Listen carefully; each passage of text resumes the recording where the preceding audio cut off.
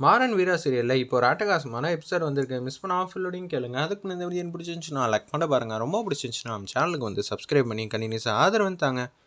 நம்ம மாறன் வந்து சாமியார் வேஷத்தை போட்டுட்டு அப்படியே விபூதியெல்லாம் எல்லா பக்கமும் அடிச்சுக்கிட்டே இருக்காங்க. என்னடா அது நானும் பார்த்துக்கிட்டே இருக்கேன். இந்த சாமியார் என்னடா விபூதி எல்லா பக்கமும் அடிச்சுக்கிட்டே இருக்காங்க. ஒருவேளை விபூதி சாமியாராக இருப்பாரோ அப்படின்னு சொல்லி கேட்குறாங்க. அந்த இடத்துல நம்ம வள்ளி அத்தை சாமியார் எதுவும் சொல்லாதீங்க அப்படின்னு சொல்லிட்டு மந்திரத்தை தப்பு தப்பாக சொல்லிட்டு இருக்காங்க. டேய் இந்த சாமியார் கெட்டப்புக்கும் மந்திரத்துக்கும் ரொம்பவே தப்பு தப்பாக இருக்கேடா. இவ்வளோ எக்ஸ்பீரியன்ஸான சாமி எப்படா வந்து மந்திரத்தெல்லாம் தப்பு தப்பாக சொல்லுவாங்க. சாமியார்னா ஏதாவது ஒன்று இடக்கு முடக்கா செய்வாங்க, அதெல்லாம் கண்டுக்கக்கூடாது அப்படின்னு சொல்லிட்டு இருக்காங்க. ஒன்று வந்து கையில் வச்சிருக்கிற குச்சி வச்சு செம்மையாக வந்து டான்ஸ் ஆடுறாங்க. கீழே வந்து டைல்ஸை வந்து போட்டு டப்பு டப்புன்னு அடிக்கிறாங்க. சாமி டைல்ஸ் உடஞ்சிட போகுது, வாழ்க்கை முக்கியமா டைல்ஸ் முக்கியமா, அவர் நம்ம வாழ்க்கையை காப்பாற்ற வந்திருக்காரு. அப்படி இருக்க சுச்சுவேஷனில் எதுவும் பேசி வாங்கி கட்டிக்காத. அதுவும் கரெக்டு தான். சொல்லுங்க சாமி, இந்த வீட்டில் எதுவும் பிரச்சனையா? ஆமாம், இந்த வீட்டில் ஏதோ ஒரு தப்பு இருக்குது அப்படின்னு சொல்லிட்டு இருக்கிறப்ப கரெக்டாக வந்து நம்ம கண்மணியும் ராஜேஸ்வர் அம்மாவும் வராங்க. என்னது தப்பு இருக்கா? இந்த குடும்பத்தையே பழி வாங்கணும்னு சொல்லிட்டு ஒருத்தவங்க இல்லை 2 பேர் இருக்காங்க அப்படின்னு சொல்லும்போது அவங்க 2 பேருக்கு தூக்கி வாரி போட்டது கண்மணிக்கும் ராஜேஸ்வரோட அம்மாவுக்கும். கண்மணி நம்மளை பற்றி தான் எதுவும் சொல்கிறாங்களோ தெரியலையத்த, சொல்லலாம் சொல்லாமையும் இருக்கலாம், ஆனால் என்ன பண்ண போகிறோன்னு தெரிலங்கிற மாதிரி பேரெதிர்ச்சியாக பட்டமாக வந்து யோசிச்சுட்டு இருக்காங்க. நான் இப்போ அதுக்கு பரிகாரம் சொல்ல போகிறேன் அப்படின்னு சொல்லிட்டு அடுத்த நொடியே வந்து கீழே வந்து விபூதி போட்டுட்டு இருக்காங்க.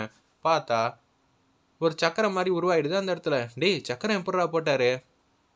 அத்தை, அவர் மிகப்பெரிய சாமி, அவருக்கு என்ன தேவையோ அதை அவரே வந்து கொண்டு வந்துடுவார். அதே மாதிரி ஆப்போசிட்டில் பூஜைக்கான பொருளாக டக்கு டக்குன்னு வந்துடுது. டேய் உண்மையிலேயே பெரிய சாமின்னு தான்டா நினைக்கிறேன். ஏன்னா மந்திரத்தை தப்பாக சொன்னாலும் கரெக்டாக வந்து வித்தெல்லாம் பண்ணிகிட்டு இருக்காரு அப்படின்னு சொல்லிட்டு இருக்கிறப்ப இந்த பொண்ணு என் காலில் விழுந்து ஆசீர்வாதம் வாங்கணும். போமா போ, வந்திருக்கிறது மாறன் தானே, எனக்கு நல்லாவே தெரியும். அச்சச்சோ உனக்கு தெரிஞ்சிருச்சாங்கிற மாதிரி ராகவன் வந்து கேட்குறாங்க. மாட்டி விட்டுட்டா? ஏய் சும்மானு இருமா அப்படின்னு சொல்லி காமெடி பண்ணிகிட்டு இருக்காங்க. அந்த இடத்துல நம்ம ராகவன் சரின்னு சொல்லி காலில் விழுவலான்னு சொல்லி கிட்ட வரப்ப காலை பிடிச்சி கிள்ளிடுறாங்க. அந்த இடத்துல உடனே வந்து ஐயோ அம்மான்னு கத்துறாங்க. என்னது ஐயோ அம்மாவா? எதுக்கு இப்படி சாமி கத்துறாப்புல அப்படின்னு சொல்லும்போது இது எல்லாம் ஒவ்வொரு கோட் வேர்டு, உங்களுக்கெல்லாம் எதுவும் சொன்னால் புரியாது. இந்த வீட்டில் அடுத்து என்னென்ன நடக்க போகுதுன்னு நான் சொல்ல போகிறேன். சாமி நீங்கள் யாருன்னு தெரிஞ்சிருச்சு, நீங்கள் தான் மாறன் சாமின்னு நான் சொல்ல போகிறேன், பார்த்துக்கங்க. இன்னொரு வாட்டி ஏதாவது ஒன்று இடக்கு முடக்கா பண்ண சொன்னீங்கன்னா கண்டிப்பாக சொல்லிவிடுவேன். சரி சரி, என்னோட ஆசீர்வாதம் பரிபூர்ணமாக உனக்கு என்றைக்குமே கிடைக்கும்னு சொல்லி விபூதி எடுத்து நெத்தியில் வச்சுட்டு எல்லா இடத்துலையும் விபூதி போட்டுட்டு இருக்காங்க. சாமி நீங்கள் போனதுக்கப்புறம் வீட்டையே வந்து கூட்டி பெருக்கி கழுவணும் போல இருக்குது, விபூதி போடாதீங்க அப்படின்னு சொல்லும்போது சும்மானு இல்லாட்டி ஓ மேலே விபூதி போடட்டா அப்படின்னு சொல்லி மாறன் வந்து அட்ராசிட்டி செம்மையாக வந்து பண்ணிகிட்டு இருக்காங்க. வேறு லெவலில் இருந்துச்சுன்னே சொல்லலாம் அவரோட பர்ஃபார்மன்ஸ்லாம் அந்த இடத்துல. இந்த வீட்டில் ஒரு பிரச்சனை இருக்குதுன்னு சொன்னோன்னே கண்மணி நம்மளை பற்றி தான் சொல்கிறாங்கன்னு ராஜேஷோட அம்மா வந்து ஃபீல் பண்ணிகிட்டு இருக்காங்க. இப்போ என்ன செய்ய போகிறோன்னு தெரில. ஆமாம் அத்தை, இது மாதிரி புது வகையான பிரச்சனை வரும்னு நினச்சி கூட பார்க்கல. 2 பேர் சுற்றிக்கிட்டு இருக்காங்க, அவங்கள சாந்திப்படுத்தணுன்னா இந்த வீட்டில் வந்து கல்யாணம் ஆனவங்க 2 பேர் இருக்காங்கல்ல. என்னது 2 பேரா? என்ன சாமி சொல்கிறீங்க? கல்யாணம் ஆன ஜோடினா 2 பேர் தானே. அவங்க 2 பேருக்கு வந்து சாந்தி முகூர்த்தம் நடக்கணும். அந்த பரிகாரம் நடந்தால் தான் வந்து கடவுள் வந்து உங்கள் வீட்டுக்கு எல்லா ஐஸ்வர்யத்தையும் அள்ளி கொடுப்பாங்க. என்னது சாந்தி முகூர்த்த பரிகாரமா? இந்த உலகத்திலே இது மாதிரி ஒரு பரிகாரம் யாருமே சொன்னது இல்லையேங்கிற மாதிரி வள்ளி வந்து யோசிச்சுட்டு இருக்காங்க. அந்த இடத்துல அப்போன்னு பார்த்து வீராக்கு சிரிப்பு தாங்கலை. இதுக்கு தான் இப்படி ஏற்பாடா? சரி சரி நடக்கட்டும் நடக்கட்டுங்கிற மாதிரி வீரா வந்து சிரிச்சுக்கிட்டே இருக்காங்க. சரி, இவ்வளோ பெரிய நல்ல காரியம் சொல்லியிருக்கீங்க. நீங்கள் காசிலேருந்து இமயமலையிலேருந்து நம்ம வீட்டுக்கு வந்திருக்கீங்க. அப்படி இருக்கிற சூழ்நிலையில் இது மாதிரிலாம் நடக்கிறதெல்லாம் பெரிய விஷயந்தான். ராமச்சந்திரனுக்கு ஃபோன் அடிக்கிறேன்னு சொல்லி வீட்டுக்கு மிகப்பெரிய சாமியார் வந்திருக்காரு, நீ வந்து ஆசீர்வாதம் வாங்கிக்க வாங்கினேன் அப்படின்னு சொல்லும்போது ஐயோ மாமா அப்பா வரப்போறாரு, அப்போனா அவளை தான் நீங்களாம் மாட்டிக்க போகிறீங்க, அப்புறமேட்டு உங்களை தான் அவர் மாட்டி விடுவார் பார்த்துக்கங்கன்னொன்னே உடனே எனக்கு வேலை வந்துருச்சு அப்படின்னு சொல்கிறாங்க. அதெல்லாம் போவே கூடாது, ராமச்சந்திரனை கண்டிப்பாக வந்து நீங்கள் பார்க்கணும், பார்த்ததுக்கப்புறம் ஆசீர்வாதம் பண்ணிட்டு தான் நீங்கள் போகணும். நீங்கள் எவ்வளோ பெரிய சாமியார்னு எனக்கு ஃபுல்லாகவே தெரிஞ்சிருச்சு. அப்படி இருக்க சுச்சுவேஷனில் அவரும் வந்து பார்த்து தெரிஞ்சுக்கிட்டோம், இவர் ஒன்றும் பிரயோஜனப்பட மாட்டாருன்னு நம்ம வள்ளிக்கு வந்து முன்னாடியே தெரிஞ்சிச்சு போல இருக்கு. அந்த இடத்துல டுபாக்கூரா இருக்காப்புல அப்படின்னு சொல்லி தான் நினச்சிட்டு இருக்காங்க.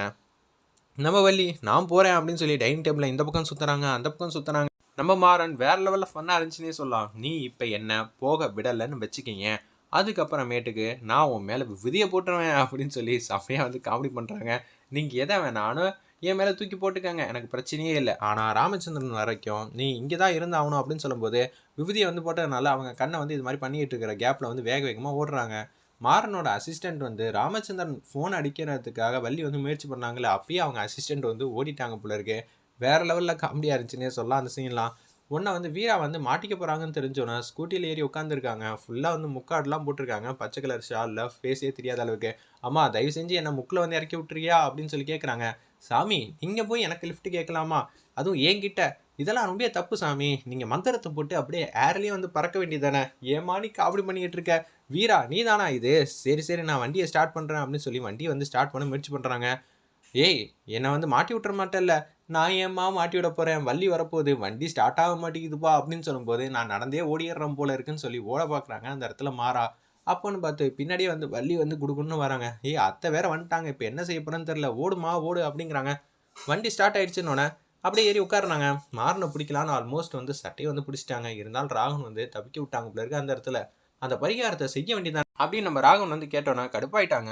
நம்ம வள்ளி என்னடா நினச்சிக்கிட்டு இருக்க, பார்த்துக்க தொலைச்சி போடுவோம் தொலைச்சி அப்படின்னு சொல்லி கண்ணா அப்படின்னா திட்டிட்டு அவங்க மட்டும் உள்ளே வந்து போகிறாங்க. பரிகாரமா பரிகாரம், யாரும் பார்க்காத பரிகாரமா இருக்குங்கிற மாதிரி அந்த இடத்துல வந்து வள்ளி வந்து சொல்லிகிட்டு இருக்காங்க. டீ கடையில் நின்று டீ குடிச்சிட்டு இருக்காங்க நம்ம மாறனும் வீராவும். வீரா வந்து மாறனை பார்த்தோன்னே சாந்தி முகூர்த்த பரிகாரம்னு சொன்னாங்களே, அதை நினச்சி வந்து விழுந்து விழுந்து சிரிக்கிறாங்க. வேறு லெவலில் காமெடியாக இருந்துச்சுன்னே சொல்லலாம். நானும் பார்த்துட்டு தான் இருக்கேன். நீ இப்படி ஒரு பரிகாரம் சொல்லுவேன்னு நினச்சி கூட பார்க்கல. அது என்னப்பா அது, மந்திரத்தை தப்பாக சொன்னேன். எத்தனை நாள் இப்போ ப்ராக்டிஸ் பண்ண மந்திரம் சொல்ல? நானும் வந்து ஏகப்பட்ட முயற்சி பண்ணேன். சீரியஸாக தான் யோசித்தேன். என்னது சீரியஸாக யோசிச்சியா? இவ்வளோ காமெடி பண்ணி வச்சுருக்க அப்படின்னு சொல்லி செம்மையாக வந்து பேசிகிட்டு இருக்காங்க நம்ம மாறனும் வீராவும். சரி எப்போதுமே நீ இப்படி தான் சிரிச்ச முகமாக ஜாலியாக இருப்பியா? நான் கஷ்டப்பட்டு சீரியஸாக யோசிச்சு திட்டமிட்டு இது மாதிரி செய்யலான்னு பார்த்தேன். கடைசியில் சொதப்பிடுச்சு. ராகம் வாழ்க்கையில் நல்லது செஞ்சு வைக்கலான்னு பார்த்தேன். கடைசியில் பார்த்தா இப்படி ஆயிடுச்சேங்கிற மாதிரி தான் யோசிக்கிறாங்க அந்த இடத்துல நம்ம மாறன். சரி சரி நீ வேணா அதுக்கு உதவி செய்ய வேண்டியது தானே அப்படின்னு சொல்லும்போது திருப்பி வந்து விழுந்து விழுந்து சிரிக்கிறாங்க. நானும் பார்த்துக்கிட்டே இருக்கேன், வந்ததுலேருந்து சும்மா சிரிச்சுக்கிட்டே இருக்க. என்ன விஷயம் அப்படின்னு சொல்லி கேட்குறாங்க சத்தம் போட்டு நம்ம மாறன். உங்கள் வீட்டில் என்னென்ன நடக்குதுன்னு உனக்கு தெரியும்ல, அது எல்லாத்தையும் சொல்லி முடிச்சதுக்கு அப்புறமேட்டுக்கு நீ வந்து பேசியிருக்கலாம். அதை விட்டுட்டு எடுத்தோன்னே இப்படி எல்லாம் சொன்னேன்னு வச்சுக்கிய, எப்படி எல்லாரும் வந்து சந்தேகப்படாமல் இருப்பாங்க? அங்கே தான் சொதப்பிட்டேன் ஆச்சா, தாடி வேற சரியில்லை, ஒட்டினது வேற அரிக்குது அப்படின்னு சொல்லிட்டு இருக்காங்க. இதே கெட்டப்பில் வந்து போகாதப்பா, நான் எதுவும் துரத்த போதுங்கிற மாதிரி வீரா வந்து காமெடி பண்ணிட்டு இருக்காங்க. சரி நான் போயிட்டு வரேன் பார்த்துக்கன்னு சொல்கிறாங்க. நீயும் எதாவது யோசிக்கிறியா? ஒன்ன அளவுக்கு நான் யோசிக்க மாட்டேன். உன்ன மாதிரி புத்திசாலித்தனமா என்ன கிளாய்க்கிறியா? வேணா நானும் திங்க் பண்ணி பார்க்குறேன், இதை பற்றி ராமச்சந்திரன் ஐயாட்ட வந்து பேச முடியுமான்னு சொல்லிட்டு செம்மையாக வந்து கியூட்டாக அழகாக வந்து பேசிக்கிட்டு இருக்காங்க. அந்த இடத்துல நம்ம வீரா அப்படியே பைக் எடுத்துகிட்டு போகிறாங்க.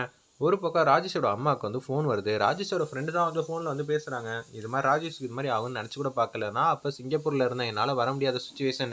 உங்களுக்கு என்ன உதவி வேணாலும் கேளுங்கம்மா, நான் உங்களுக்காக செஞ்சு தரேன். இந்த நம்பரை சேவ் பண்ணி வச்சுக்கோங்கண்ணே. அந்த இடத்துல சொல்கிறாங்க. ராஜேஷ் வந்து கடைசியாக எனக்கு வீடியோ வந்து அனுப்பிச்சி வச்சு பேசியிருந்தாங்க. அந்த வீடியோ உங்களுக்கு அனுப்பிச்சி வைக்கிறேன் பாருங்கம்மான்னு சொன்னோன்னே, இது மாதிரி எனக்கு கல்யாணம் நடக்க போகுது வந்துடுறா அப்படின்னு சொல்லி அன்பா பாசமாக பேசுகிறது எல்லாத்தையும் வந்து கேட்குறாங்க. அப்போன்னு பார்த்து மாறன் வந்து எல்லா காஸ்டியூமும் கழிச்சிட்டு கேஷுவலாக வந்து வீட்டுக்கு வராங்க. எனக்கு டீ வேணும் அப்படின்னு சொல்லும்போது ராஜேஷோட அம்மா வந்து இதெல்லாம் கேட்டுட்டு ரொம்ப சோகமாக இருக்காங்க. நான் வேணா உனக்கு டீ போட்டு எடுத்துகிட்டு வரட்டா அப்படின்னு சொல்லும்போது மண்டபத்தில் நடந்த 2-3 விஷயத்த நினச்சி பார்க்குறாங்க. இந்த அம்மா டீ கொண்டு வருமா இல்லை வேறு ஏதாவது கலந்து கொண்டு வருமா ஒன்றும் புரியலையேங்கிற மாதிரி மாறன் வந்து யோசிக்கிற மாதிரி காட்டி இந்த எபிசோடை வந்து ஃபன்ஃபுல்லாக சூப்பராக மாசாக எடுத்திருந்தாங்கன்னே சொல்லலாம்.